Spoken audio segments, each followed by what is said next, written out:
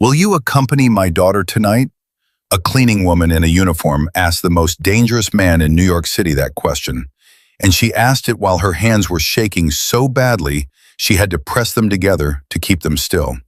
She had no money, no connections, no leverage, no plan if he said no. She had one thing only, a daughter who was running out of time. Cole Harrington had not let a single person close to him in 16 years. He had built walls that entire criminal empires couldn't break through. One woman with nothing to offer walked straight through them, and that changed every single thing. If you're new here, subscribe, hit the bell, and drop your city in the comments. I want to see how far this story travels. Now let's go. The first thing you need to understand about Cole Harrington is that he had not said a single unnecessary word to another human being in 6 years. Not because he was incapable of it, because he had decided, with the cold, surgical precision that governed every decision he made, that unnecessary words were how people got hurt, how people got read, how people handed you the one piece of information you needed to destroy them. Cole Harrington did not hand people pieces of information. He collected them. He was 38 years old, and he had been running the Harrington family, one of the oldest organized crime dynasties on the East Coast, since the night his father bled out on the floor of a midtown parking garage with 3 bullets in his chest, put there by a man who had sat at their Thanksgiving table for 15 years. Cole had been 22. He had been 3 months out of college. He had been, in some version of himself that no longer existed, something close to hopeful. That version didn't survive the parking garage. What survived was the man who rebuilt the Harrington operation from a wounded, bleeding organization into something so fortified, so coldly efficient, that rival families had stopped testing it years ago. What survived was the man who sat every night from 9 until 11 in the private corner of the Ivory Vault, a bar in Tribeca that was his in ways the staff didn't know and the customers didn't need to, and drank a single malt scotch, 12 years aged, no ice, no water, and spoke to no one. That was his life. That was what he had chosen his life to be. And then Ruth Calloway walked across the room. It was a Tuesday in October, cold outside, the real kind of cold, not the October is technically fall cold that Manhattan pretends at in early autumn. This was the cold that meant it, the kind that came off the river at night and found every gap in a coat and reminded you that winter in New York does not negotiate. The Ivory Vault was half full. Low voices. Piano music programmed to suit the temperature of the room. The amber light over individual tables making every conversation feel private. Every person feel invisible in exactly the way the clientele required. Cole had been sitting for 40 minutes. His first glass was nearly gone. He was not thinking about anything in particular, which was the closest thing to peace he had access to. He had been watching Ruth Calloway for 8 months. He did not entirely understand why. It was not romantic. He had amputated that capacity so completely after Sarah Brennan that he sometimes wondered if it was still in him at all. It was not professional habit, though he cataloged everyone in any space he occupied regularly, because that was simply how he had survived this long. It was something else. Ruth was 59 years old, ash blonde hair going silver, pulled back in a neat braid at the nape of her neck. She worked the evening cleaning shift 6 nights a week, moving through the bar with the practiced invisibility of someone who has spent a long time being invisible in spaces that belong to other people. She never drew attention to herself. She never lingered. She did the work and moved on. But Cole watched her face when she thought no one was watching. There was no bitterness in it. That was the thing that stopped him. A woman working a cleaning shift 6 nights a week in a bar she'd never afford to drink in, and her face when she thought she was unobserved wasn't resentful, wasn't defeated. It was something more complex and more honest than either. It was the expression of someone carrying something very heavy who had decided, long ago and without drama, that the carrying was worth it. He noticed the quality of her hands. the faint network of scars on her left wrist from what looked, to a man who had seen enough injuries in his life, like a burn healed years ago. The knuckles reddened from labor. He noticed that a month ago, when he had risen too quickly from his chair in the dark and lost his footing, an absurd, ungraceful moment that he had been grateful no one witnessed. Ruth had appeared silently at his elbow, steadied him with one firm hand on his arm, and moved on. She hadn't looked for acknowledgement. She hadn't waited to be thanked. She had simply done the necessary thing and returned to her work. Cole Harrington had thought about that moment more than he would have chosen to admit. Tonight, Ruth was moving differently. He knew her rhythm. 8 months of observation had calibrated it into something he recognized without having to think about it. And tonight, the rhythm was wrong. Too slow, too distracted. She stopped twice near the storage alcove for longer than she needed to, her head bowed, her hands still on the handle of the cart. She was carrying something worse than usual tonight. He looked at his glass. He was not going to ask about it. He did not ask about things. He did not get involved. Except that at 10:15, Ruth Calloway looked up from the storage alcove, and she looked across the room at the private section where Cole sat, in the chair that everyone in the bar understood was not approached. And something in her face shifted, and she started walking toward him. Cole watched her cross the main floor. He watched her climb the 2 shallow steps into the private section. He did not reach for his phone to call Henry Shaw, the manager. He did not signal the staff. He did not move. She stopped 3 feet from his table. Her hands were clasped in front of her body, and he could see from the whiteness of her knuckles that she was holding herself upright by an act of pure will. "Sir," her voice was low, a little rough, the voice of someone who has been crying not long ago and is working hard to not show it. "I know I have no right to be standing here. I know you can have me removed, and I will understand completely if you do. But I am asking you, please, please give me 2 minutes." Cole looked at her. In 16 years of running an operation built on calculation, on reading motive and assessing threat and making decisions in fractions of seconds, in 16 years of that, he had learned to trust the part of his mind that processed information before the reasoning part caught up. That part of his mind was telling him something, right now, that had nothing to do with threat assessment.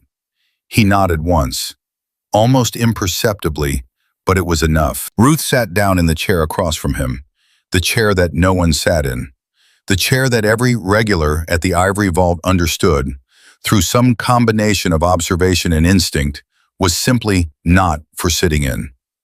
Ruth Calloway sat in it anyway, because she had already made the scariest decision of this evening, and the chair was only a chair. She took a breath that shook on the way in, and she began to talk. "My daughter's name is Elena," she said. Cole did not speak.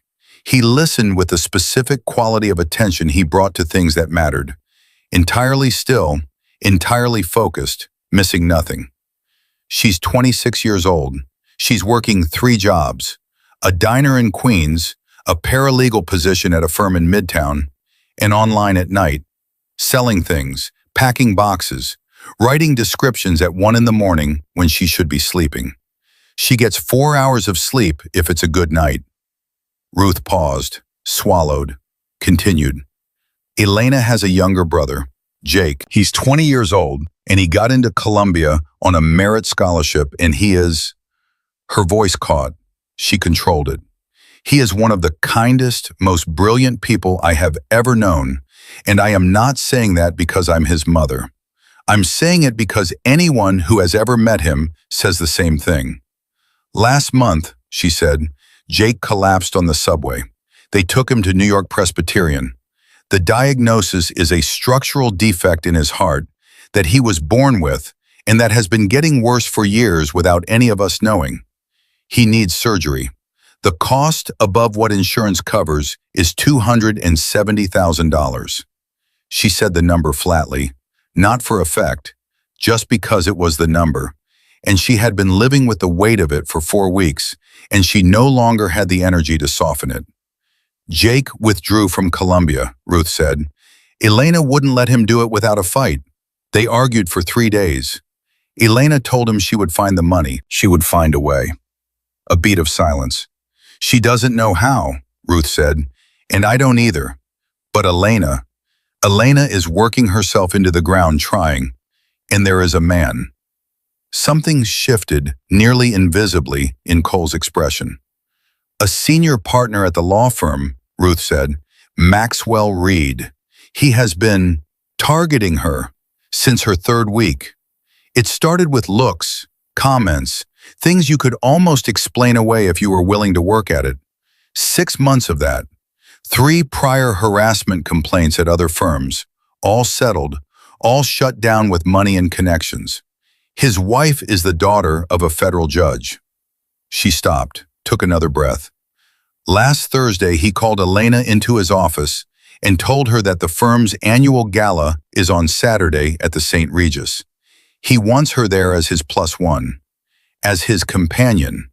She looked directly at Cole when she said the next part. He told her that if she declined, he would need to reassess her performance metrics for the past quarter, which he had been finding, he said with this smile, this specific practiced smile, very difficult to justify to the senior partners.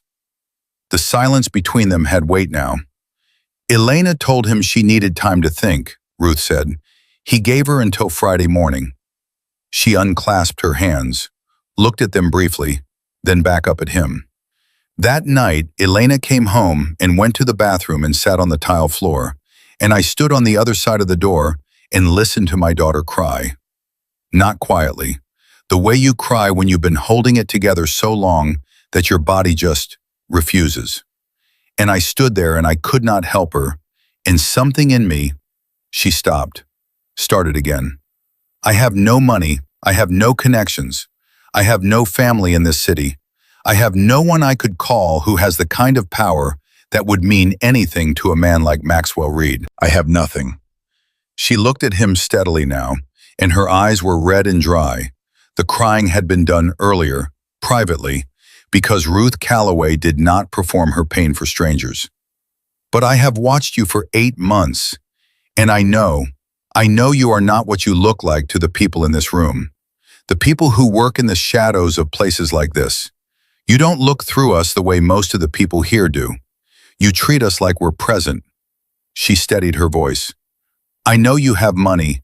I know you have power, whatever kind it is.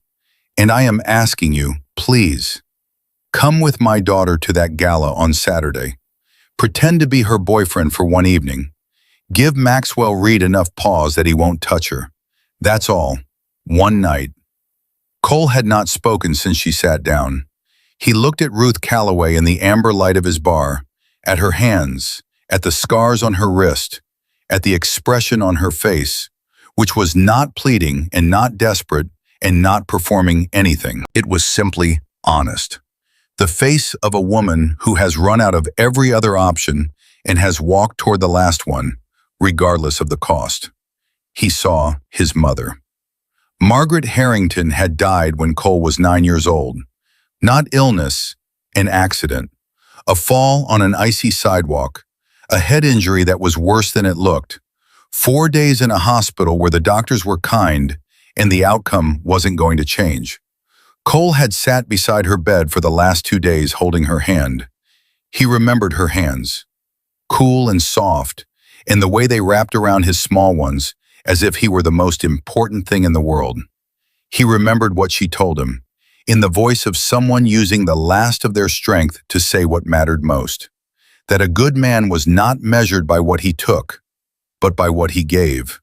That cruelty was easy. That kindness required more courage than anything else. That she wanted him to be the person who saw the people others walked past. He had spent 30 years building an empire on everything that contradicted those words. Ruth Calloway's hands, clasped on the table in front of him, bore the marks of decades of necessary labor. She was not here for herself. She was not here for money or power or position. She was here because her daughter was in trouble, and she had run out of every option except the one she was most afraid of. and she had walked toward it anyway. Cole set his glass down on the table. "Saturday night," he said. His voice was even, unhurried. "The St. Regis. What time does it begin?" Ruth froze, as if she had prepared herself for every possible response from this man, except the one she had just received. 8 o'clock, she whispered. "I'll be at your daughter's address at 7:30, Cole said. "Give Elena's name and address to Henry Shaw, the manager, before you leave tonight. He'll pass it to me." Ruth's eyes filled. She pressed both hands over her mouth, and Cole waited, entirely still, while she collected herself. "Thank you," she said. The words came out wrecked, barely holding their shape. "Thank you, sir. I don't have anything to give you in return. I want you to know that No return is necessary," Cole said simply. "One night." Ruth nodded, pressed her hands over her mouth one more moment. Then she rose from the chair, walked back across the 2 shallow steps into the main floor of the bar, and continued with her work. Cole watched her go.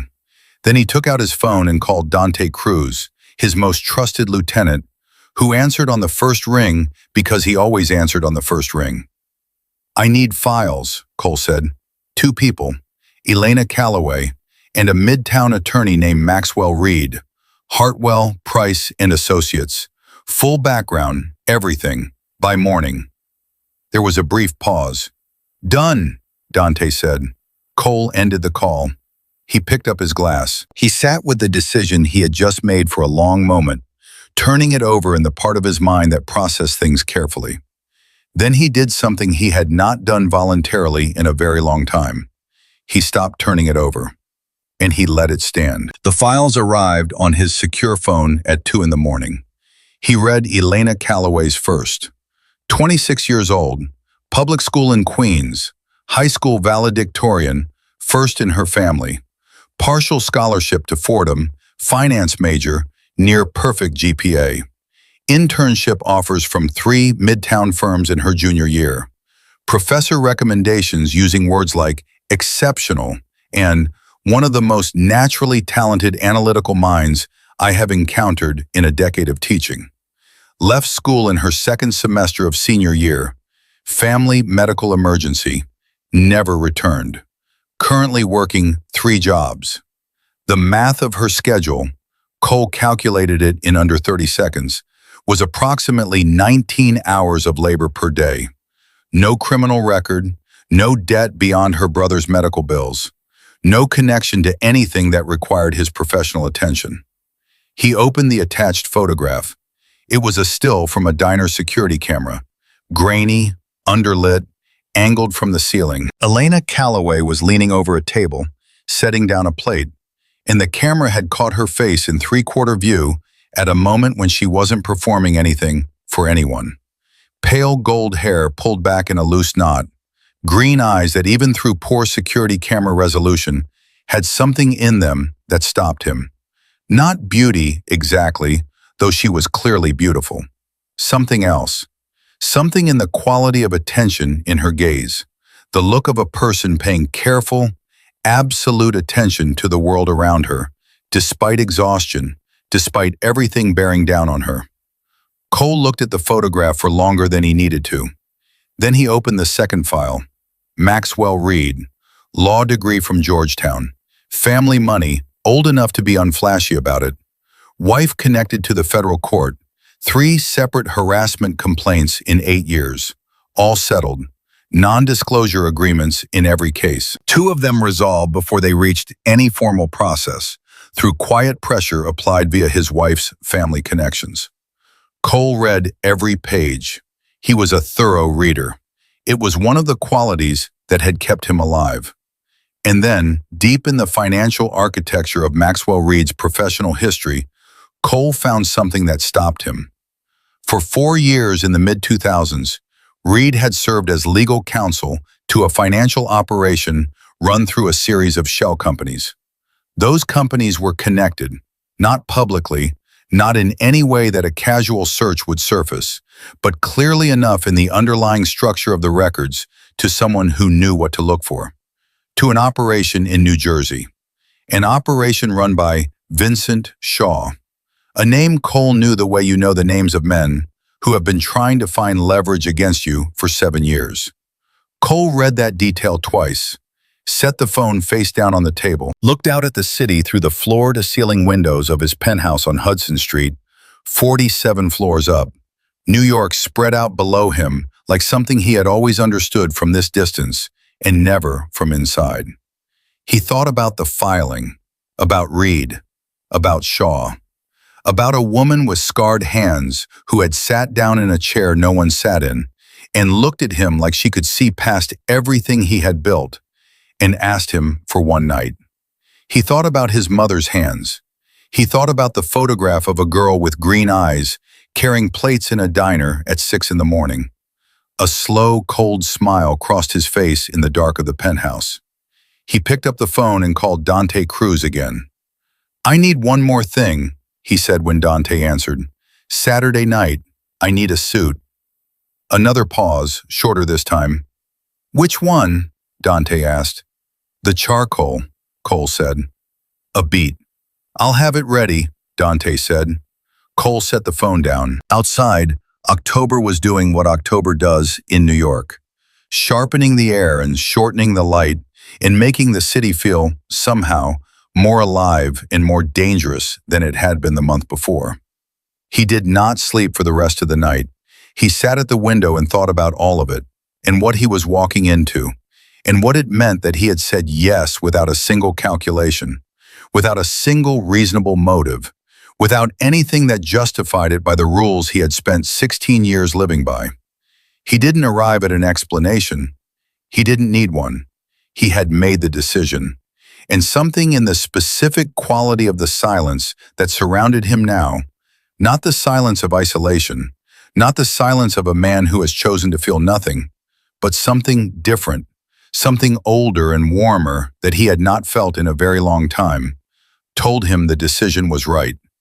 Whether it was going to be safe was an entirely separate question, and Cole Harrington had never, in his entire adult life, made his decisions based on whether they were safe.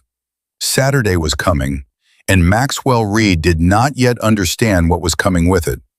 Saturday arrived the way deadlines always arrive for people who are dreading them, faster than seemed fair, and with no regard for whether you were ready. Elena Calloway stood in front of the bathroom mirror at 6:30 in the evening and did not recognize herself. The dress was Sophie's, a deep navy silk evening gown that fit in a way Elena's work clothes never did, because Elena's work clothes were chosen for durability and invisibility, for lasting through long shifts and not drawing the wrong kind of attention. This dress was the opposite of all of that. Sophie had driven down from Boston on Friday night, specifically because Elena had called her, finally, after 3 days of not calling anyone. And Sophie had listened to the whole story on the phone without interrupting, and then said, "I'm coming down," and hung up. Sophie had spent 2 hours on Elena's hair and makeup that afternoon, while Elena sat on the edge of the bed and stared at the wall and said, "I don't know what I'm walking into tonight." "You're walking into a room full of people who think they own the world," Sophie said, pinning the last section of Elena's hair with the focused precision of someone who takes what she can control very seriously. "And you're going to make one specific man in that room understand exactly what he tried to take and exactly how far out of his reach it is." "And the man my mother sent?" Elena said. "Your mother has been watching people in that bar for 8 months, Sophie said. "Your mother has been reading rooms her entire life because she had no choice but to get it right. If she says he's safe, he's safe." Elena didn't say what she was actually thinking, which was that she wasn't sure she believed in safe anymore. She had too much evidence that safety was something people performed for you right up until the moment it became inconvenient for them to keep performing it.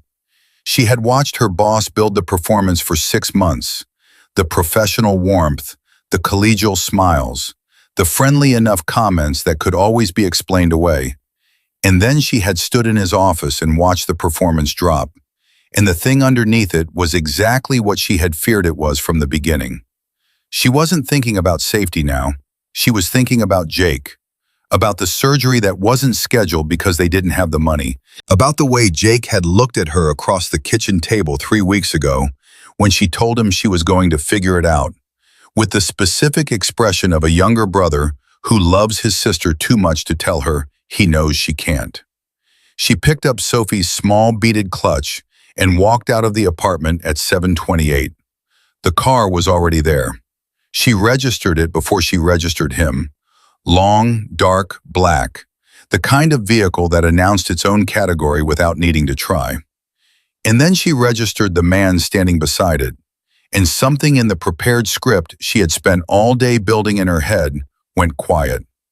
Cole Harrington was tall. She had somehow expected that, without having any reason to. Dark blonde hair, close cropped.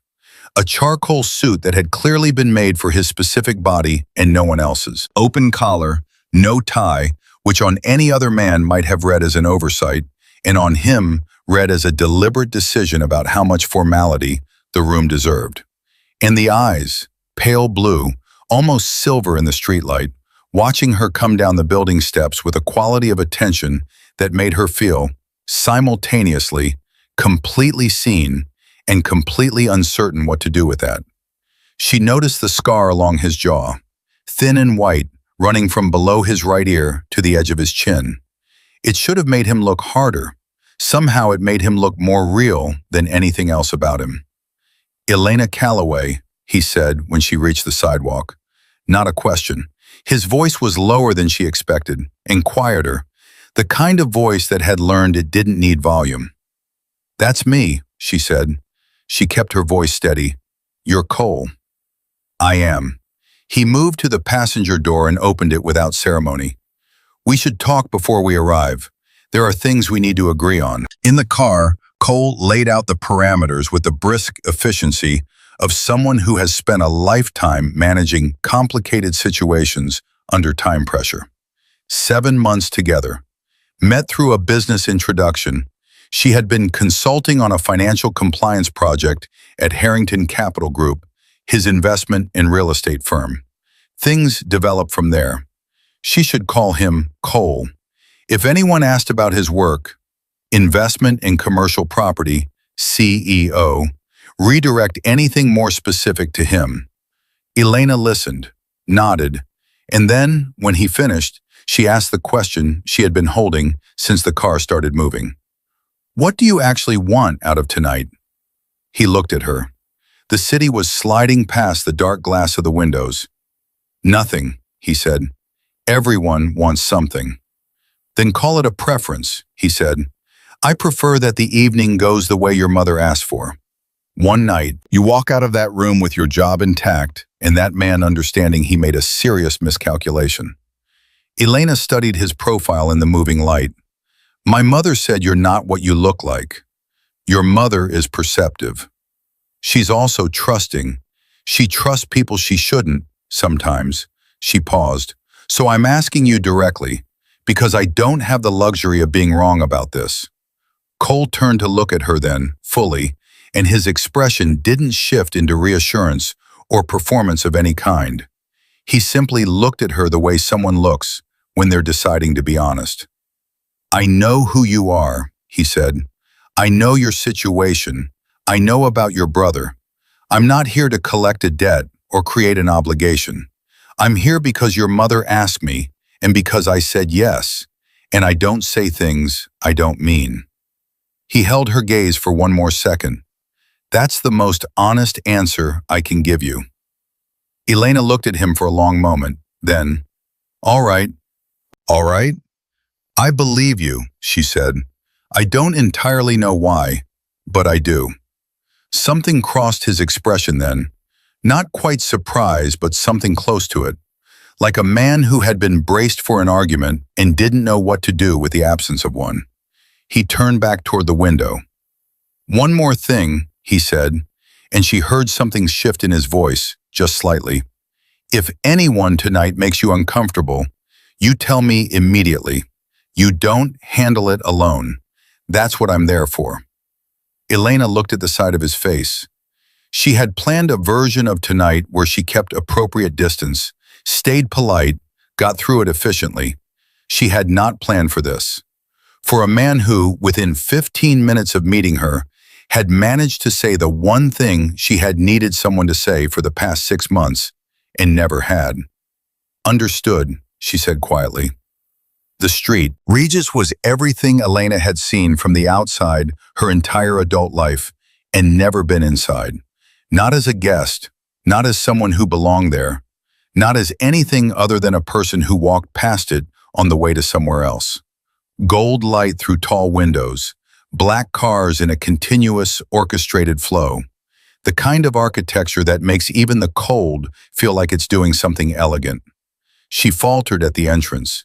It was involuntary, a half step slower than the one before it. 8 months of debt and exhaustion, and the specific humiliation of being perpetually in spaces that belong to other people, of being the one who refills the coffee and files the documents and packs the boxes. All of it surfaced in that one unguarded moment at the threshold. Cole's hand came to the small of her back. Not possessive, not heavy, a light, warm, steady pressure through the silk of her dress, and his voice close to her ear. "You belong here as much as anyone in that room," he said. "More, probably." Elena lifted her chin and walked in. The ballroom was on the second floor, and the entrance was the kind that made every arrival feel observed, because it was the specific social physics of a room full of people who are professionally attuned to who walks in and who they're with.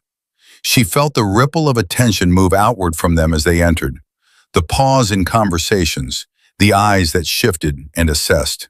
Some of the attention was for her. She was aware of that in a distant way that she decided not to examine. Most of it was for him, because whatever Cole Harrington was, whatever category he occupied in the world, he moved through this room the way a man moves when the question of whether he has the right to be somewhere has genuinely never occurred to him.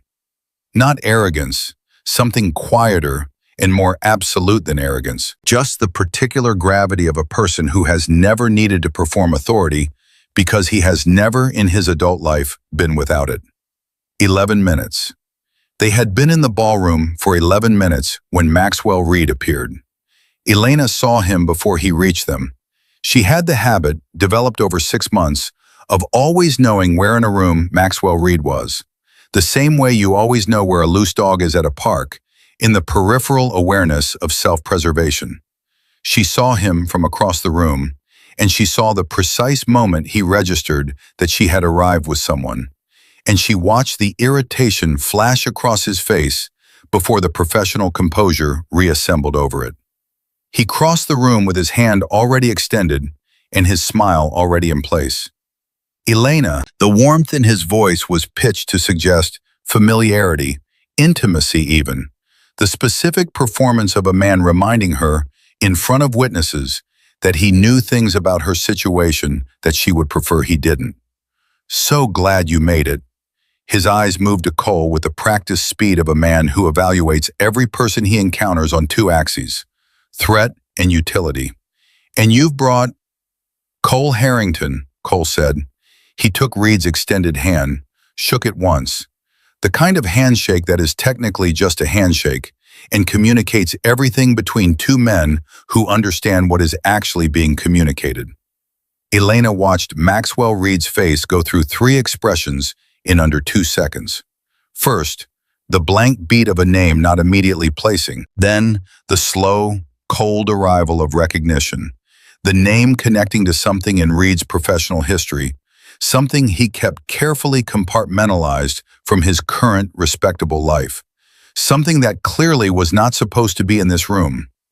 Then, the color leaving his face, not flushing, leaving, the specific pallor of a man who has just understood that the geography of the room he is standing in has changed entirely and not in his favor. "Harrington," Reed said. He said it with a smile that had stopped being a smile.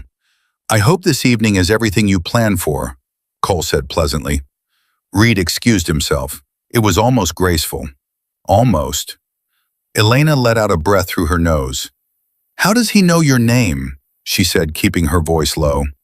"He's worked with people I've had dealings with," Cole said simply. "That's all you need to know right now." She wanted to push. She didn't. Because the evening had just opened up in front of them, and something in her had shifted. Something that had been clenched and braced for impact was, against all logic, beginning to loosen. The next 2 hours were not what she had prepared herself for. She had expected to endure.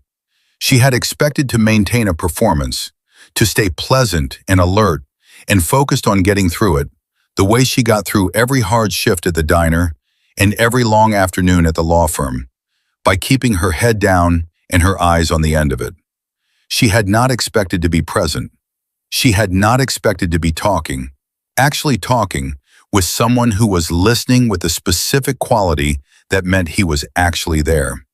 Cole asked about her online business, not charitably, not the way people ask about things that bore them because asking is polite, with the focused, specific curiosity of someone who finds the mechanics of how things work genuinely interesting. 3 separate platforms, she said. Each one has a different algorithm. You have to understand each one individually, what it rewards, what it penalizes, what time of day the traffic peaks. Most people who start these businesses treat them like one thing. They're not. You treat them like separate markets, he said. They are separate markets, different buyers, different search behaviors, different price tolerances. I optimize each listing differently. And you learn this how? Trial and error, mostly error at the beginning. She paused. And reading, a lot of reading at 2 in the morning when I should have been sleeping. He looked at her with something in his expression she didn't have a name for yet. You're going to be very good at what you actually want to do. The directness of it landed differently than a compliment from someone trying to impress her. It didn't sound like flattery. It sounded like an observation from someone who was simply saying what they saw. "How do you know what I actually want to do?" she said. "Finance," he said. "The scholarship, the GPA, the internship offers. You were building towards something before everything changed." She went quiet for a moment. "Before Jake got sick," she said. "Yes," she looked at him. "You had me researched." "Yes." She thought about how she should feel about that. And you're the kind of person who should not be carrying plates in a diner while the law firm partner who's supposed to be investing in your career spends his time figuring out how to make your situation worse. Something hardened in his voice on that last sentence. Not anger exactly, just absolute certainty. The way certain things are not anger and not emotion, but simply fact. She said, "You know, you're not what I expected either." And he said, "What did you expect?" And she said, "Someone colder." Something happened at the corner of his mouth then. Not quite a smile, but something that was the structural precursor to one. The faint change in the muscles of a face that has been very careful for a very long time. She filed it away. At some point past 10 o'clock, she asked about the scar. She asked it without thinking, the way questions surface when your guard has been down for long enough, and then immediately felt the awkwardness of having asked. Cole looked at her for a moment. "A reminder," he said, "that it's better to pay attention." "To what?" "To who people actually are," he said, "not who they perform." She understood that there was more behind the answer than the answer contained. She also understood that pressing was not what this moment required. What she noticed, without meaning to notice it, was that for the first time since Jake collapsed on that subway platform, the constant low-frequency hum of anxiety that lived in her chest, the background noise of debt and worry and exhaustion and the next bill and the next shift, had gone quiet. Not permanently, not magically, but right now in this hour, in this room, she was not calculating anything. She was not performing survival. She was just here. That was when Maxwell Reed came toward their table. She saw him from across the room and knew from the way he was moving that the evening had changed. He had been drinking. She could tell from the slight thickening in his movements. the specific quality of deliberateness that alcohol puts in the walk of an angry man who has made a decision he is too drunk to correctly evaluate. She had been watching him all evening. She had hoped it was going to be enough. The sight of Cole, the name, the handshake. She had hoped it had landed deeply enough to hold him for the rest of the night. She had been wrong. Reed stopped in front of their table with the particular cruelty that alcohol extracts from men who are, when sober, merely contemptible. His voice was loud enough that the tables nearby heard it. The specific silence that spreads when a social scene is about to turn ugly was already moving outward from them. "Quite the upgrade," he said, looking at Elena with the smile of a man who has decided that if he can't have what he wanted, he will at least take something. His eyes moved to Cole. "I wondered how a file clerk with 3 jobs was going to afford the dress." He tilted his glass slightly.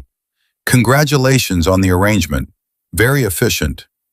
The silence around them was total now.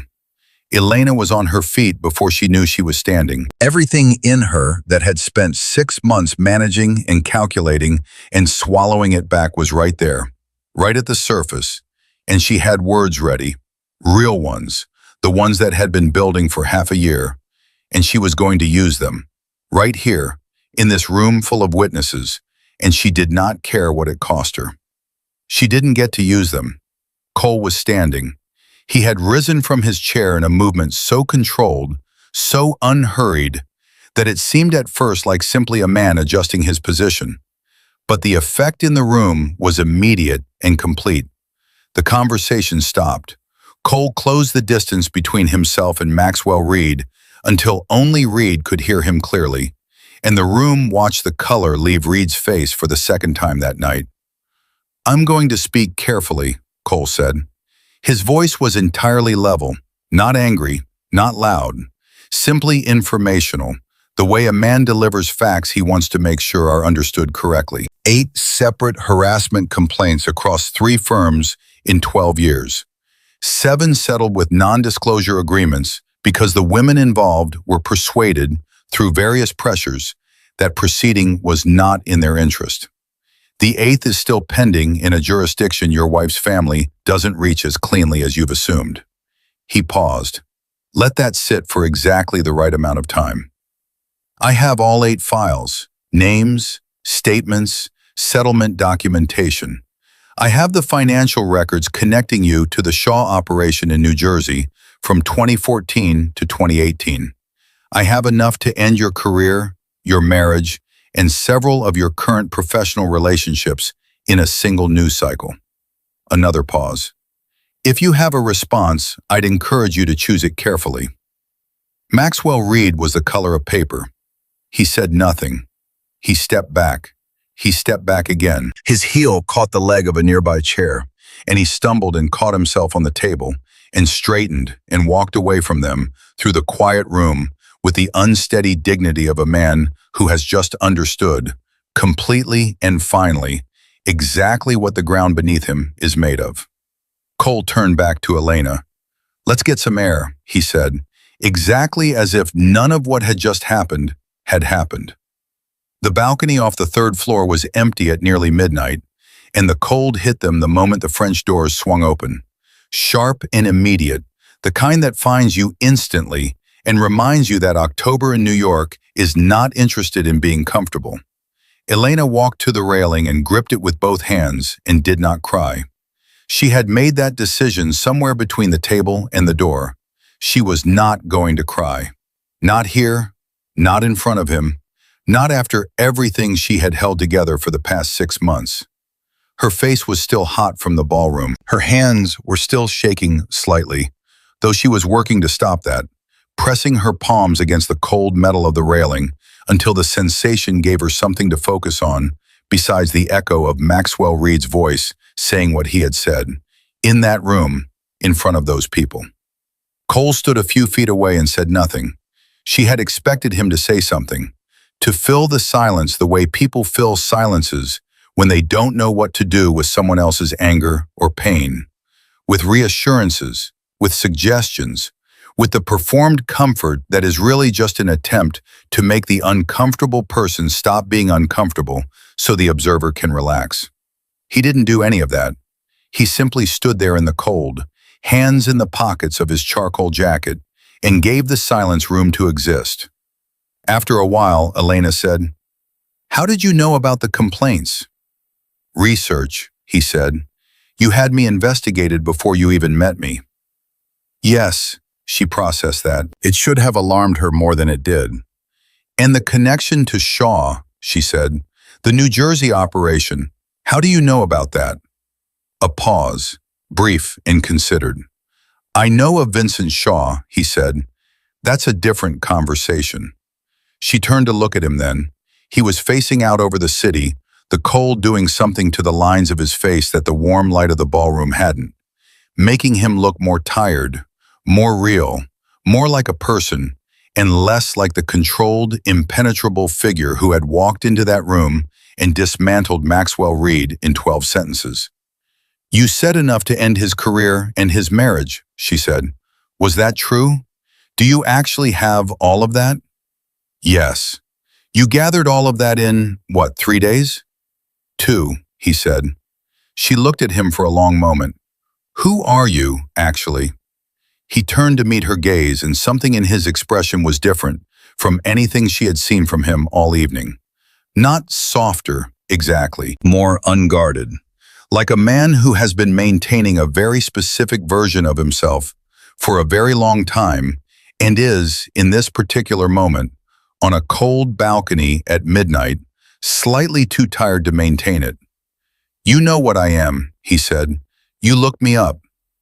"I looked up Harrington Capital Group," she said.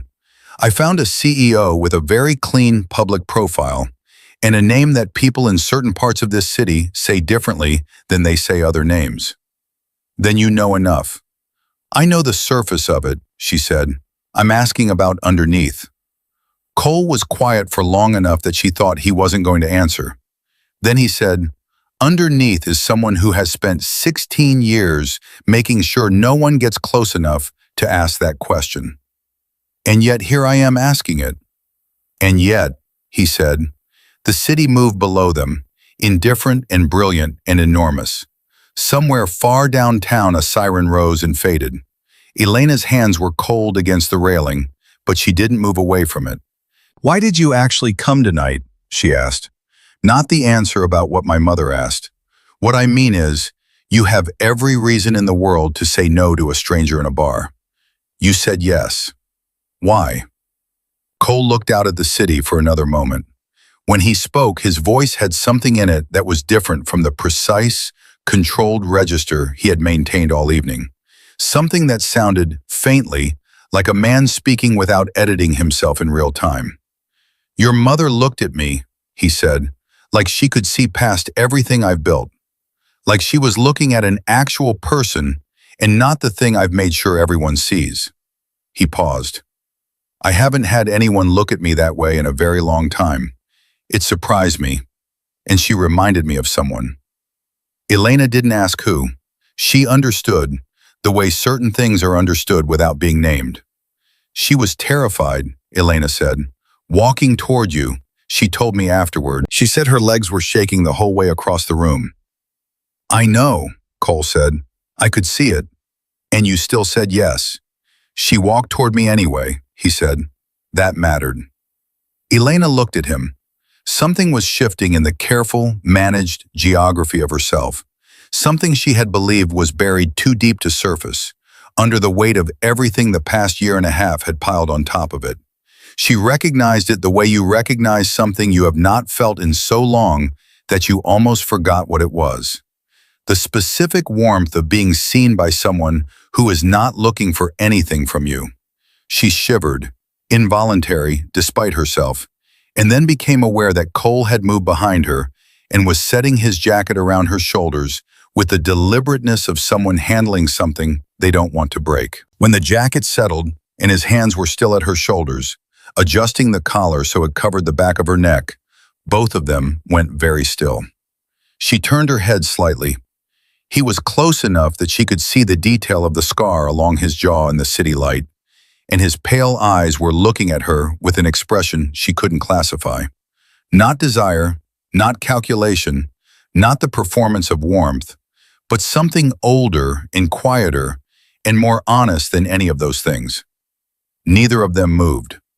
The city held them there for a moment that lasted longer than it should have, or exactly as long as it needed to. Then Elena turned back toward the city and held his jacket closed at her collar, and they stood there together in the cold for several more minutes, without speaking, and it was the most peace she had felt since Jake got sick. She did not examine it too carefully, she just let it be what it was. When they finally went back inside, the ballroom had thinned. Maxwell Reed was not visible anywhere, which was the most important thing.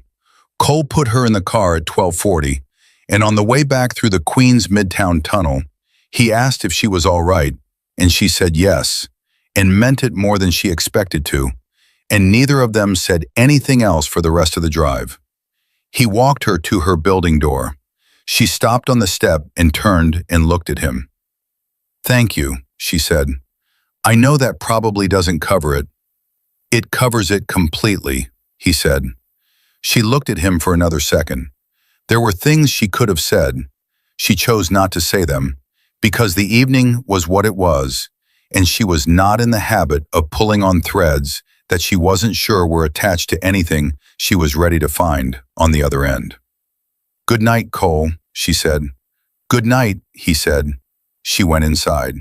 She stood in the hallway for a long moment, with her back against the door, holding his jacket, which she had forgotten to return, and which still carried faintly the warmth of him. She stood there for a very long time. Sophie was asleep on the couch. Elena didn't wake her. She went to her room and sat on the edge of the bed in the navy dress in the dark, and thought about all of it. Reed's face when Cole said the name, the specific quality of silence in the room afterward, the cold railing under her hands, the weight of a jacket settled around her shoulders by someone who was careful with things. She thought about what he had said about her mother, that she walked toward him anyway, that it mattered. She thought about that for a long time before she slept. She did not expect to hear from him again. She had told herself on the way home that the evening was complete, a transaction, clean and finished. She had what she needed from it, which was Saturday at the law firm instead of Saturday at the St. Regis alone. She would go back to her 3 jobs and her 4 hours of sleep and her midnight kitchen table, and he would go back to whatever his life actually was, and that was the right ending to this story. She was wrong on a Wednesday morning, 5 days later. She was on her way to the diner, 6:15, the air still dark and cold the way November air is in New York before the sun gets to it, when her phone rang with a number she didn't recognize. She almost let it go to voicemail. She didn't. "Is this Elena Calloway?"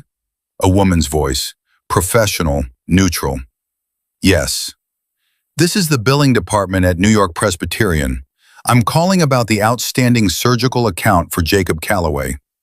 Elena stopped walking, right there on the sidewalk. The person behind her made a sound of annoyance and stepped around her, and she didn't notice. "The balance of $270,000, the woman continued, in the calm, practiced voice of someone who delivers this kind of information regularly, was settled in full by an anonymous wire transfer yesterday evening. I'm calling to confirm that you'd like to proceed with scheduling the surgery." Elena did not speak. "Ms. Calloway?" "Yes," she said. The word came out strange, like it had traveled a long way to get there. "Yes, please schedule it." She stood on that sidewalk for a full 4 minutes after the call ended. People moved around her. The city did what it always did, which was continue without regard for whatever was happening to any individual person inside it. $270,000, anonymous. There was only one person who had known the number. Only one person who had the means. Only one person who had sat across from her in a ballroom on a Saturday night and listened to the story behind all of it. The diner shifts, the boxes packed at midnight, the argument with Jake that lasted 3 days and had no good answer, and said at the end of it, nothing. Promised nothing. made no gesture and gave no indication that he intended anything beyond the one night he had agreed to, and then had clearly decided, without asking, without announcing, without attaching a single condition, that one night meant something larger than what had been agreed. Elena stood on that sidewalk and felt something that she could not have named clearly if someone had asked her to. It was not straightforwardly gratitude, and it was not straightforwardly anger, and it was not straightforwardly anything else. It was all of those things simultaneously, layered over each other in a way that made the resulting emotion too complicated to hold in a single word. She called Sophie. "He paid it," she said, when Sophie answered. A silence. Then, "All of it? All of it. Anonymous transfer. Yesterday evening." "Elena." "I know. What are you going to do?" "I'm going to find him," Elena said. Sophie was quiet for a moment. Then she said carefully, "And then what?" "I don't know yet," Elena said, "but I'm going to find him first." She did not go to him that day. She went to the diner. She worked her shift. She carried plates and refilled coffee and absorbed the impatience of the morning crowd, and thought about it for 6 hours while her hands did the work automatically and her mind was somewhere else entirely. She thought about what it meant that he had done it without telling her, without asking, without creating the moment of announcement that would have made it, however kind the impulse, into something that was also about him, about being the person who did the generous thing, the person who wanted acknowledgement, the person who needed to see her face when she found out. He had done it quietly, in the dark, and then said nothing. She thought about that for 6 hours, and by the end of her shift, she had stopped trying to decide whether she was grateful or furious, because the honest answer was that she was both, and the more important question was what she was going to do about it. That evening, after the afternoon shift at the law firm, where she arrived on Monday morning to find Maxwell Reed's office locked, and a one-line internal memo about extended personal leave that no one discussed openly and everyone understood, Elena took the subway to Tribeca and stood outside the Ivory Vault at 8:30 at night. She had never been inside before. It was not a place that corresponded to her life in any way. The kind of quiet elegance that announces a cover charge in the 4-figure range without needing to post one. She went in anyway. Henry Shaw saw her in the lobby. He was a white-haired man with sharp eyes and the bearing of someone who has managed complicated situations for a long time and does not rattle easily. He recognized her, from Ruth's description, she guessed, and led her through the bar without asking her name and without conversation. The room was amber and quiet and smelled like leather and something botanical. Piano music, low enough to hear individual notes. The kind of quiet that is its own kind of luxury. Cole was in the corner. The same chair, the same glass, the same absolute stillness of a man who has been occupying this exact space for years. He looked up when she crossed the 2 shallow steps into the private section, and she saw it, the unguarded fraction of a second before his expression composed itself. Surprise. And underneath the surprise, something else, something that she filed away to examine later. She stopped at the edge of the table. "It was you," she said. He looked at her for a moment, nodded once. "I didn't ask for that," she said. Her voice was steady, but only barely. "My mother asked you for one evening, one night. She didn't ask you for this." "I know," he said. "I don't want to owe anyone." Her hands were at her sides, controlled. "I don't want to be someone's project. I don't want to be something you fixed because it was convenient or because you felt like it. I have spent my entire adult life making sure I don't owe anyone anything, and you just..." She stopped, breathed, started again. "You just made that impossible without asking me." Cole stood. The difference in their heights required her to tilt her face up, and she did not step back, because stepping back was a habit she had broken at 15 and kept broken ever since. "It's not a debt," he said. His voice was quiet, absolutely certain. I didn't pay it to create an obligation. I didn't pay it to make you feel like you owe me something. I paid it because I wanted Jake to have his surgery. He held her gaze. That's all. That's $270,000, she said. That's not nothing. No, he said. It's not nothing. Then why, she said. Tell me the real reason, not the clean version. He was quiet for a moment, the kind of quiet that is not avoidance but decision, the particular silence of someone choosing to say the true thing instead of the manageable one. Because since Saturday night, he said, I have not been able to stop thinking about a woman on a balcony in the cold, holding a jacket closed at her collar and looking at the city like she was not going to let it win. He stopped. Something moved in his expression that cost him something to let her see.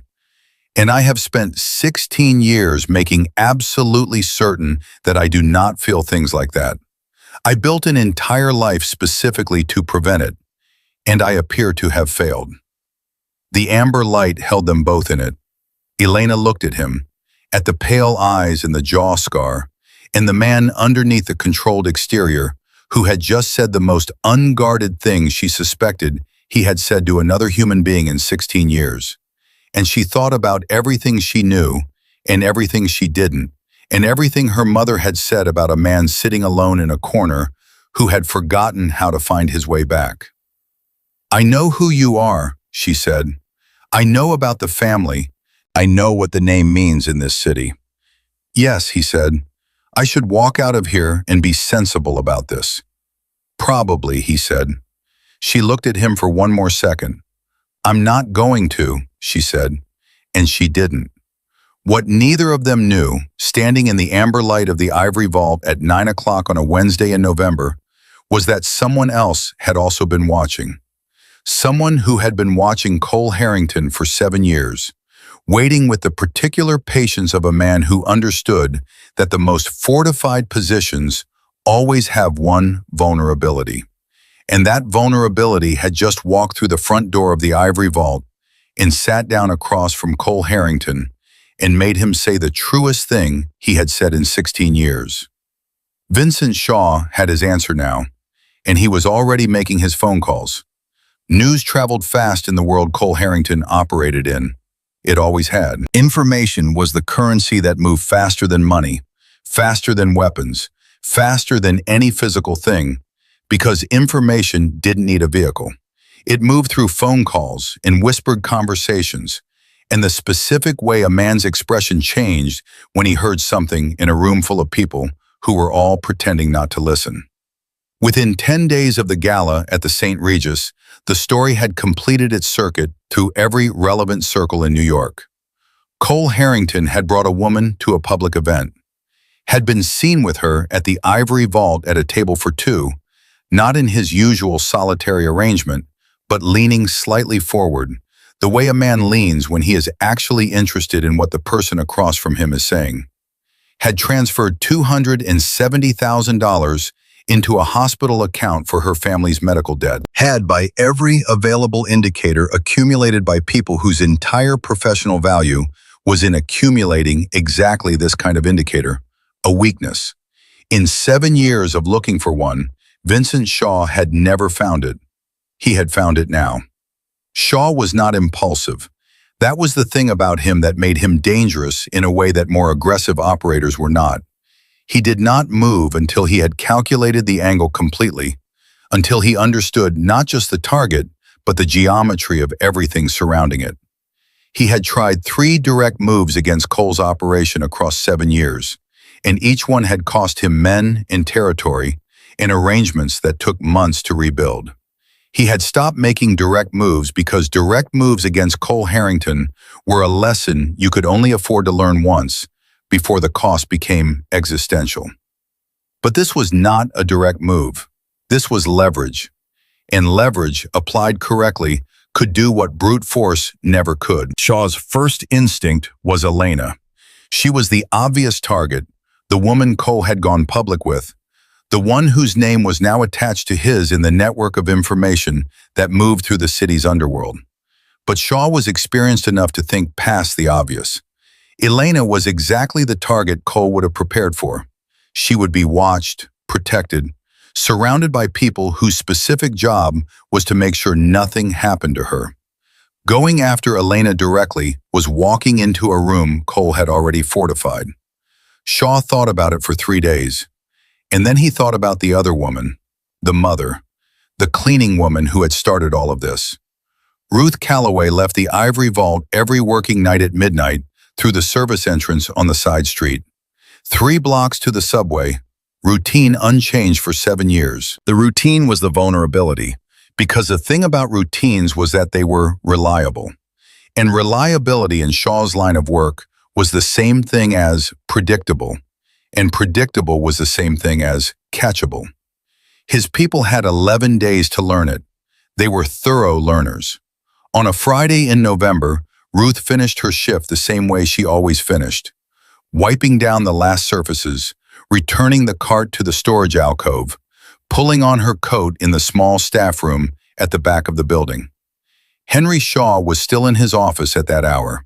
She knocked on his open door on the way out, the way she always did, and he looked up from his papers and gave her the nod that meant, "Good night, see you tomorrow." The kind of small, reliable exchange that accumulates over time into something that feels, without either person having named it, like something that matters. "Night, Henry," she said. "Safe home, Ruth," he said. She went out the service entrance. She made it 1.5 blocks. 2 vehicles came from opposite directions simultaneously.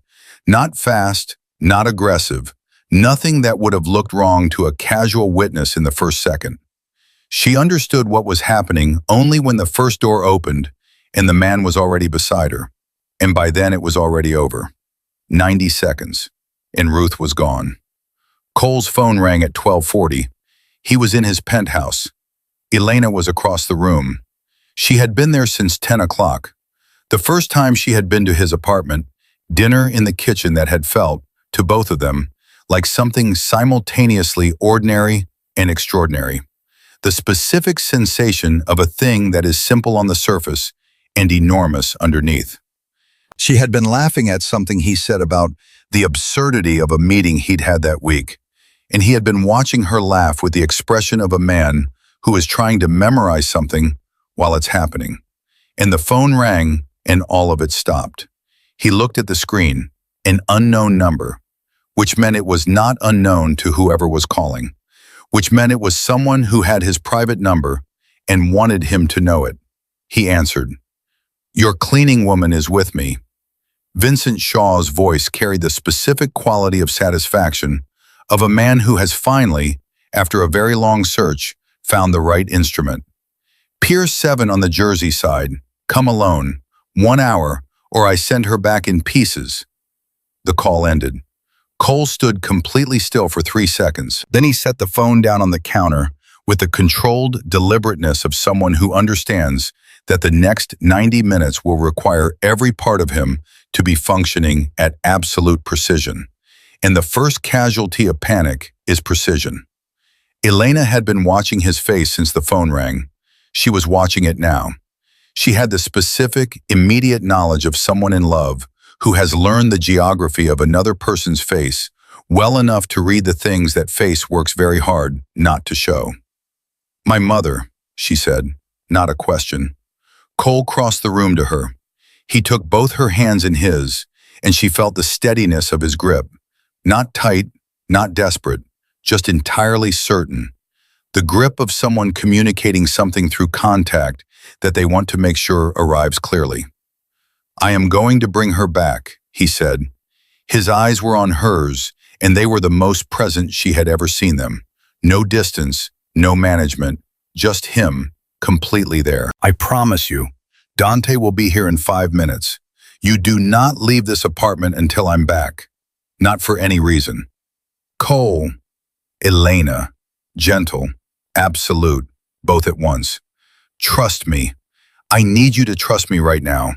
Not because I'm asking you to be passive, because the most important thing I can do for your mother in the next hour is not have to worry about you at the same time." She understood the logic. She hated the logic. She looked at him and felt everything.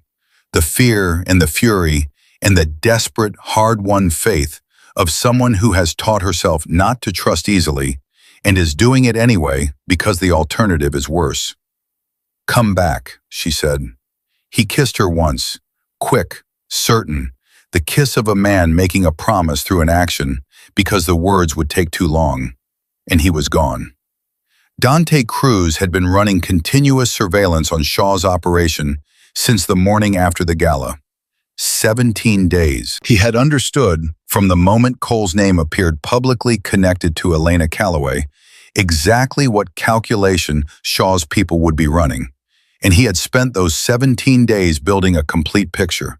Vehicles, personnel, locations, communication patterns, the specific timing of Shaw's movements on different days of the week. When Shaw made the call to Cole's phone at 12:40, Dante already knew about the vehicles on the side street. He had been watching Ruth's routine because he had understood before anyone said it aloud that Ruth's routine was the vulnerability. Cole drove to Pier 7 alone, exactly as demanded. He was the only car on the pier road. Dante and 22 members of the Harrington security operation were already in position around the entire perimeter, had been in position for 40 minutes, positioned in the dark and the cold, with the particular stillness of people who do this for a living, and understand that stillness is the job. The pier was industrial and empty at that hour. Old floodlights threw uneven yellow light over concrete and stacked containers. Shaw stood near the water with his men around him, and Ruth was on the ground in front of him, hands bound behind her back, tape across her mouth. Cole saw her eyes when he was still 20 feet away, wide and terrified, and when they found his face, filling immediately with two things simultaneously, relief that he had come, and anguish for exactly the same reason. Shaw talked. He had prepared for this moment, and men who have waited 7 years for something tend to have a great deal to say when it finally arrives. He talked about territory, and about respect, and about what it cost to be overlooked for the better part of a decade by a man who acted as though he were the only operator in the city who mattered. He talked with the particular verbosity of someone who is using words to delay the moment when they have to do the thing they've said they're going to do, because the doing of it is different from the saying.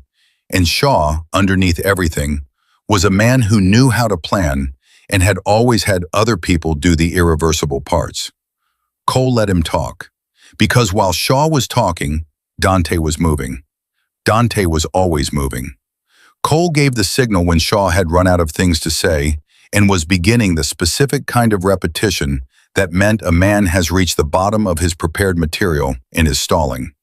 The signal was his right hand dropping to his side, palm open, nothing theatrical, just a hand dropping. The pier came alive from every direction simultaneously. Shaw's men were experienced and they were not slow, but they were also not prepared for 22 people who had been in position for 40 minutes in the dark and who knew exactly where each of Shaw's men was standing. The sound of it was immediate and total, and over before it had time to develop into anything extended. Cole moved to Ruth in the second minute, when the pier was still loud. He crouched beside her, untied her hands first. The rope was tight, and he worked at it with focused patience, his fingers cold from the night air, not rushing because rushing would mean not being careful, and not being careful would hurt her. Then he pulled the tape from her mouth with the slow, deliberate care of someone removing something from a person who has already been hurt enough tonight. Ruth gasped, drew a long breath. Her wrists were raw where the rope had been. Her face had the particular pallor of someone who has been cold and terrified for over an hour. "Are you hurt?" Cole said. She shook her head. Then she said, "Elena. Elena is safe," he said. "Elena is at the apartment. She's safe." Ruth looked at him, and then she did something he did not expect. She reached up and put both hands on either side of his face, the way a mother holds a child's face, with the specific tenderness of someone who has run out of words and is trying to say something with touch instead. "Why would you?" she started. He didn't let her finish because he heard it, the shot that came from Shaw's side, From behind a shipping container, one of the last men still with a position and enough desperation to use it. The bullet caught Cole in the left shoulder at a trajectory that missed bone. He understood this immediately from the quality of the impact, the burning tear of muscle rather than the shattering sensation of something structural, and exited cleanly. He felt the spread of heat down his arm instantly, and the beginning of the blood, warm and fast against the cold air. He tightened his right arm around Ruth and pulled her down and covered her with his body and did not move. 3 seconds later, the shot that ended Vincent Shaw came from Dante's position to the left of the main container. The pier went quiet. "Clear," Dante's voice through the earpiece. Then, "Cole, status." "Left shoulder," Cole said. "Through and through. I'm ambulatory." He straightened slowly. His left arm was not fully responding, and the blood was coming steadily through his shirt, soaking the fabric in the spreading way that gunshot wounds do. He kept his right arm around Ruth as he helped her stand. She looked at him, at the blood. "Cole." Her voice broke on his name. "I'm all right," he said, even and certain, because he needed her to be calm, and the only way to make her calm was to be calm himself. "It's not as serious as it looks. I need you to stay with me for another few minutes. Can you do that?" She nodded. She was still shaking, the controlled, fine trembling of a body releasing something it has been holding under extreme compression. He said, "Are you all right?" And she said, "Why would you come here? Why would you? Cole, why would you come for me?" He looked at her in the uneven yellow light of the pier, with his shoulder bleeding and his arm not working properly, and 22 people of his operation securing the perimeter around them. And he said, without thinking about it, without editing it, the true thing. "Because you're the mother of the person I love." Ruth's face broke open, not into crying, into something past crying, something on the other side of it where the emotion is too large for tears and the body simply holds it. Then Cole's legs gave. Dante caught him from behind, both arms, the practiced catch of a man who has been in this position before and knows exactly how to receive the weight. "Ambulance is 2 blocks out," Dante said, against Cole's ear. "You stay with me." "I'm with you," Cole said. "You're bleeding through your shirt at a rate I don't love." "I noticed. You want to call her?" Cole thought about Elena, in his apartment waiting. Elena, who had looked at him when he left and said, "Come back," in a voice that had everything in it. "Call her," he said. "Tell her I'm going to the hospital. Tell her we have Ruth. Tell her—" He stopped. His clarity was pulling at the edges now, the blood loss beginning its work. "Tell her I'm all right. Tell her that specifically." "Understood," Dante said. The ambulance came down the pier road. Cole was in surgery within 40 minutes. The surgical team at the private medical facility in New Jersey, the one the Harrington operation maintained specifically because there were situations that could not go through standard hospital intake, and this was one of them, worked for 2 hours. The bullet had taken a clean path through the deltoid muscle, missing the brachial artery by less than an inch, in a way that the surgeon mentioned twice, and that Cole, when he was conscious enough to process the information, decided not to think about too carefully. He came out of it at 4 in the morning. Elena was in the chair beside his bed. He did not know when she had arrived. At some point during the surgery, Dante had clearly made a decision about the protocol of not moving her from the apartment. And the decision he had made was that the protocol was less important than the reality, and he had brought her across. Cole would have to address that decision at some point. He decided the point was not now. She was awake. She had not been sleeping. He could tell from her eyes, from the specific quality of wakefulness that is not restful, but vigilant.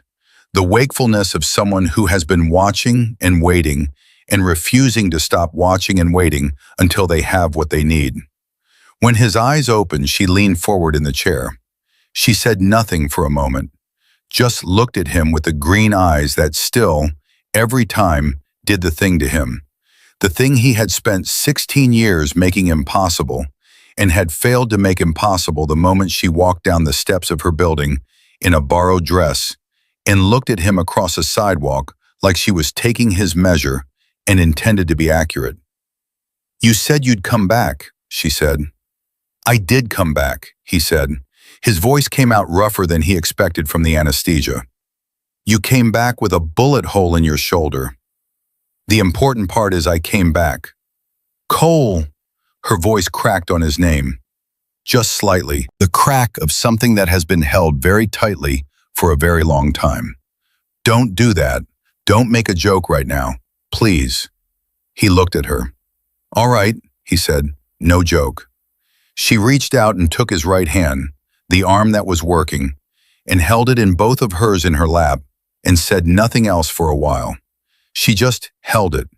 The way you hold something you were afraid you were going to lose and are still in the process of confirming that you haven't. "Your mother is safe," he said. "Dante has her. She's being looked after." Elena nodded. She already knew this, but she needed to hear it again, and he understood that.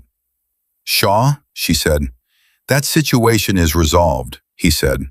She looked at him and he looked at her, and the space between those two sentences contained everything neither of them was going to say in detail tonight, and possibly ever, and she understood that, and he understood that she understood it. "You told her you loved me," Elena said. He was quiet for a moment. "Dante told you that." "Dante tells me a lot of things when he's worried about you," she said. "Apparently," a pause. "You told my mother you love me before you told me." The timing was, the moment required honesty, he said. "And this moment," she said. Her eyes were steady on his. "Waiting. Not performing waiting, actually waiting. The specific patience of someone who has earned the right to the answer and knows it." Cole looked at her, at the pale gold hair and the green eyes, and the face that had stopped him in the dark of his penthouse over a grainy security camera image months ago, and had not let him go since. "Elena," he said. "Yes?" "I love you," he said. "I have loved you since a cold balcony in October, when you held a jacket closed at your collar and looked at the city like you were going to win." She pressed her lips together, breathed. Her hands tightened around his. "I love you too," she said. "I have for a while. I was waiting for you to catch up." Something happened in his expression that was not the rare, careful thing she had learned to recognize as the precursor to a smile. It was the actual thing, full and unguarded and real. It was the first time she had seen it completely. She decided, looking at it, that she intended to see it as many more times as she could. She held his hand through the rest of the night, and outside the window the city did what it always does, kept going, relentless and indifferent and brilliant. And inside this room, something that had taken 16 years to break open was finally, completely, beginning to heal. 2 years changes things in ways that are difficult to explain to someone who wasn't there to watch them happen slowly, day by day, one small, irreversible decision at a time. The ivory vault was still the most beautiful room in Tribeca. The pale marble, the amber light, the carefully managed quiet of a space that understood what real luxury was. Not loudness, not display, but the specific piece of a room where nothing was required of you except to be present. All of that was the same. But the woman who held the managing ownership of the building was no longer mopping its floors. Ruth Calloway had refused the first time Cole offered it. She had refused clearly and with the specific dignity of a woman who has supported herself her entire life and does not accept things she hasn't earned. She refused the second time with less certainty because Cole had come back with a different argument, not generosity, not charity, but arithmetic. He sat across from her at the kitchen table in the apartment he shared with Elena and laid it out the way he laid out everything he considered important, directly, without decoration. "You ran this bar better than it has ever been run in the 2 years since you started paying attention to it," he said. "Henry knows it. I know it. The numbers know it. What you do in that building every night is not cleaning. It's management. I'm offering you the title that matches the work you've already been doing."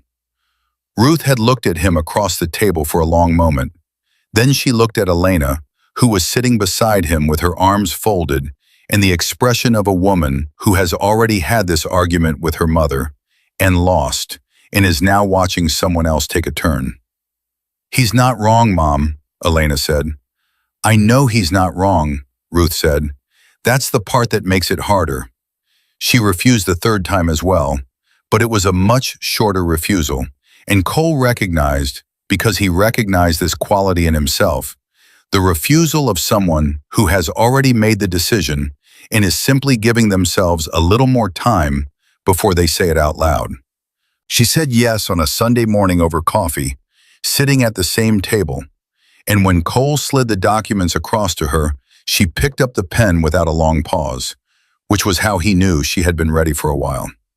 That was 18 months ago. Now Ruth managed the ivory vault with the same quality of care she had brought to every working hour of her life. Quietly, precisely, without drama, with the eye of someone who has spent decades paying attention to what spaces need and what they don't. Henry Shaw was still there, technically as a senior advisor, in practice as a partner, and as something else that neither of them had found a word for yet. Something that had been developing over 14 months of Sunday mornings drawing blueprints for the bar's kitchen expansion over coffee, of late evenings after closing when the staff had gone, and the two of them sat in the amber light and talked about nothing that required urgency and everything that mattered. Henry hadn't said it yet. Ruth hadn't said it yet. But Jake had noticed it 3 weeks ago at a family dinner and had said very quietly to Elena afterward, "Is something happening with Mom and Henry?" And Elena had said, "Something has been happening with Mom and Henry for about a year. They're just the last to know." And Jake had nodded with the grave satisfaction of a 21-year-old who considers himself a perceptive observer of human behavior and is correct just often enough to be insufferable about it. Jake was at Columbia, second year, double major in applied mathematics and computer science. The surgery had gone well, straightforwardly, cleanly, the kind of outcome that the surgical team described in language that was professionally measured and that Ruth, Elena, and Cole each privately translated into something closer to miraculous. Jake had recovered in 6 weeks and been back on campus in 8, and had arrived at his first day of second semester classes with the focused, almost ferocious energy of someone who understands precisely what it cost for him to be sitting in that chair, and has decided that the appropriate response is to make absolutely certain every minute of it counts. His research advisor had used the word unprecedented in a letter to the department chair. Jake had read the letter because Elena found it on the kitchen table during a visit and photographed it and sent it to the family group chat with 17 exclamation points. Jake had responded with a single emoji that was meant to communicate embarrassment, but that everyone read correctly as pride. The specific pride of a person who has worked very hard and been told it shows. He still had the smile that made strangers feel immediately that they could trust him. Surgery hadn't changed that. Nothing had changed that. It was simply who he was. On a Friday evening in November, exactly 2 years from the night on the pier, the private section of the ivory vault was reserved for a table of 6. Elena came in first. She was 28 years old, and she moved through the room the way she moved through every room now, with the ease of someone who knows she is exactly where she is supposed to be, which is a quality that cannot be faked and cannot be performed, and arrives only when a person has stopped fighting the question of whether they belong. Her pale gold hair was loose over her shoulders. Her green eyes were bright in her face in a way that the people who had known her during the worst of it, Sophie, who drove down from Boston to help with the dress, Ruth, who had stood outside a bathroom door, recognized immediately as the difference between surviving and living. She was 7 months pregnant. She moved through the bar the way you move when you're carrying something precious and have made peace with the weight of it, with her hand resting at the curve of her abdomen as she said hello to Henry at the host stand. And Henry, steady, white-haired, the man who had nodded to Ruth every night for 7 years and meant more by it than the nod contained, looked at her with an expression that he would not have called emotional, and that was entirely emotional. "The table's ready," he said. "Thank you, Henry." She touched his arm briefly as she passed. "Is my mother in the back?" "She'll be out in a moment. She was on the phone with the kitchen contractor again." Elena smiled. "She's been on the phone with the kitchen contractor every day for 3 weeks." "Every day for 3 weeks," Henry confirmed, with the specific tone of a man who finds this both mildly exhausting and entirely admirable. Cole came in behind her, with his hand resting lightly at her back. The same gesture as that first night at the St. Regis, except that what it communicated now was entirely different from what it communicated then. Then it had been steadiness offered to a stranger. Now it was the unconscious habit of two people who have been in close proximity long enough that the body knows where the other person is without having to think about it. The charcoal suit, the dark blonde hair, the pale blue eyes that the rest of the world still read on first meeting as cold, and that Elena had stopped reading that way approximately 48 hours after the first time she looked into them and found what was actually there. His left shoulder moved differently than his right now. Not dramatically, not in any way that most people would catch. Elena caught it. She had learned its specific vocabulary, the slightly shorter arc of motion on that side, the way he favored it in cold weather without acknowledging it. She had stopped asking about it because he had told her twice that it was fine, and she had believed him twice.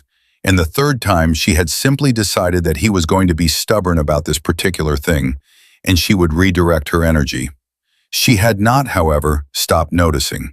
Dante Cruz was already at the table when they arrived. He stood when Elena entered.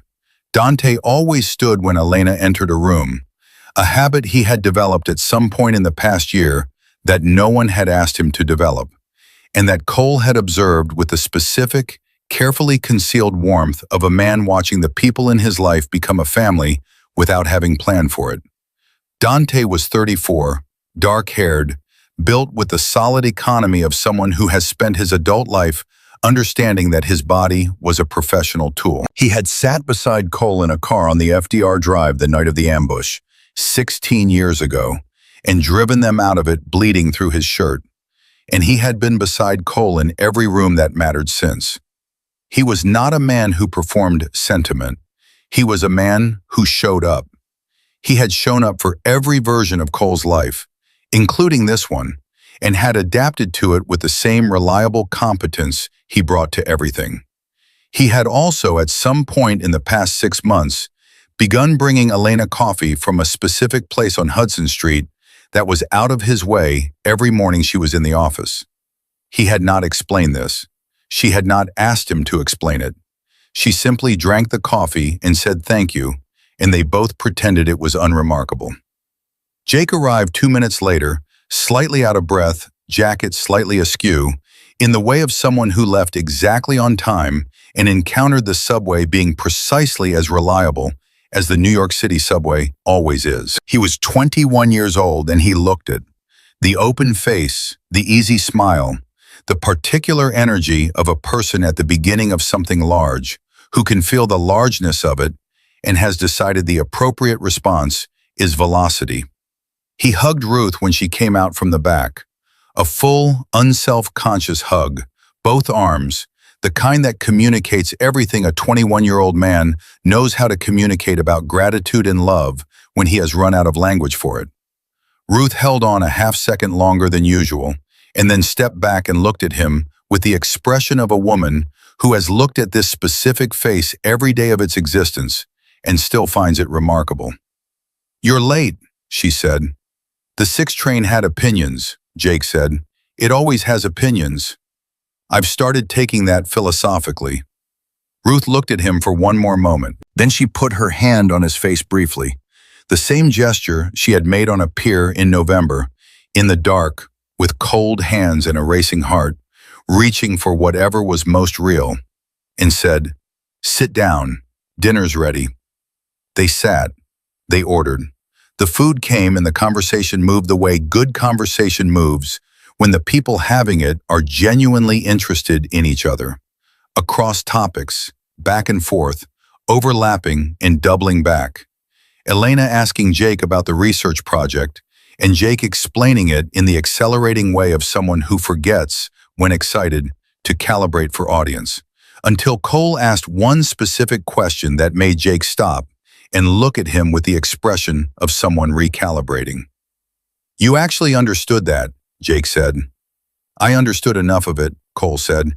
Most people's eyes glaze over at the third sentence. "Most people aren't listening at the third sentence," Cole said. "I was listening." Jake looked at him, the look of a young man communicating something he hasn't yet built enough language to say directly. Something about being seen, about being taken seriously, about the specific relief of being in a room where the intelligence he was born with was not something to apologize for or manage down. He picked up his glass. "Thank you," he said, simply. Cole nodded once. The nod that meant, "You don't need to thank me. You don't need to thank me for anything." Later in the evening, in one of the quiet moments between conversations, Ruth looked across the table at Cole with the expression she had developed over 2 years of knowing him. The expression of a woman who has been reading people her entire life and has arrived, in this case, at something close to certainty. "You know," she said, "if I had known who you really were the night I walked toward your table, I never would have done it. I would have been too frightened. I would have cleaned around you and gone home, and Elena would have walked into that gala alone." Cole looked at her, the rare smile, the real one, the one that only appeared in rooms like this. "Then it's fortunate," he said, "that you only knew what mattered." Elena reached across the table and put her hand over her mother's hand, and over Cole's hand where it rested beside his glass, and her ring caught the amber light, platinum and simple and exactly what she had chosen for herself. "You walked across a room with nothing but love," Elena said to her mother. Her voice was quiet and certain. "Toward a man who had spent 15 years making sure nobody could reach him. And you reached him anyway. That's not nothing, Mom. That's everything. That's why we're all sitting here." Ruth looked at her daughter, at the man beside her, at her son across the table, who was pretending not to be listening and was absolutely listening, at Henry Shaw, who caught her eye from his position near the host stand and held it for a moment with the quiet steadiness of a man who has found, late and unexpectedly, that life has more to offer than he had been allowing himself to believe. She thought about the night outside a bathroom door, about all the nights before it, about all the mornings that came before the work, all the years of carrying what needed to be carried, and trusting that the carrying was worth it without knowing if it was. She thought about how she had walked across a room with shaking legs and sat down in a chair that wasn't for sitting in and asked a stranger, a dangerous, closed-off, half-broken stranger, for one night. One night. And here, at this table, in the amber light of the room that was now hers, with her daughter's hand warm over hers and her son's eyes bright across the table, and a man who had taken a bullet on a cold pier and said, "I love her," before he said it to her face. Here was what one night had grown into. Cole Harrington looked at the table around him and thought about his mother, about a hospital room in winter, about cold, small hands, and a promise he had spent 30 years failing to keep, and 1 year finally, imperfectly, essentially beginning to fulfill. He looked at Elena, who was laughing at something Jake had said, her pale gold hair catching the amber light, her free hand resting on the curve of her abdomen where their daughter, Margaret, who would arrive in 10 weeks, who would be named for a woman who died too young and was never forgotten, was waiting. He had spent 16 years building walls so complete that no one could see inside them, because everyone who had ever seen inside him had used what they found there to hurt him. He had been right about the danger. He had been right about the cost. He had been completely wrong about the alternative. The alternative was this table, these people, this ordinary, irreplaceable, entirely undeserved gift of a life that a woman with scarred hands and shaking legs had walked across a room and handed him, asking for nothing in return except one night. He had given her one night, she had given him everything else. Outside, New York in November was cold and relentless and indifferent and alive, the way it always was, the way it always would be. Inside the ivory vault, in the corner where everything had begun, the Harrington family was having dinner, and the most feared man in the city was, for the first time in his adult life, exactly where he was supposed to be.